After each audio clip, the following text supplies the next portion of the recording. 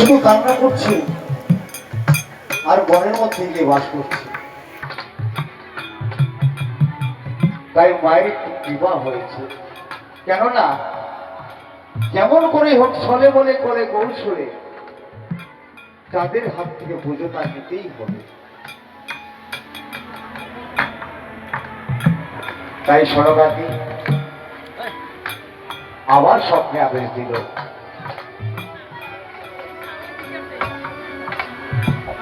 একদিন ঘুমিয়ে আছি সরকা, সনকা, সনকা, শোন, তুই এইভাবে পাগলিনী হয়ে উঠিস না সনকা। একবার তোর স্বামী আমার ঘর ভেঙে দিয়েছি, সেই অপরাধে তোর ছয় ছয় পুত্রকে আমি দংশন করেছি, কিন্তু তুই পুনরায় আবার আমার ঘর প্রতিষ্ঠা কর, তোকে আমি আবার কৃপা ধন্য করবো সনকা। তুই যদি আমার কৃপা পেতে চাস, তুই পুনরায় আবার আমার ঘর প্রতিষ্ঠা করে আমায় পূজা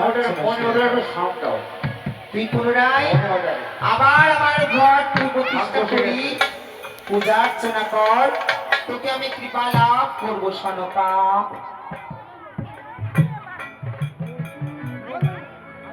তাই সরকা হঠাৎ করে তার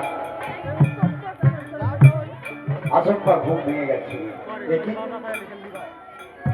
মাপত দেবী আবার আমাকে স্বপ্নাদেশ দিল, একবার স্বপ্নাদেশ দিয়ে আমার ছয় ছয় পুত্রকে নিধন করেছে, আবার স্বপ্নাদেশ দিয়েছে। আমি আজ একই স্বপ্ন দেখলাম যে সনকা, এই গভীরে সন্মুখে যে পুষ্প পাবি সেই পুষ্প নিয়ে আমায় পুজো কর, এই বনের ফল মূল পুষ্প দিয়েই আমায় পুজো কর, আমি তাতেই সন্তুষ্ট হব সনকা। বেশ মা, তাই হবে।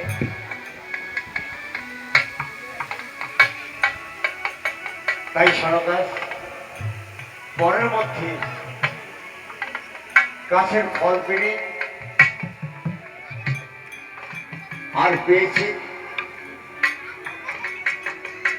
গাছের পাতা।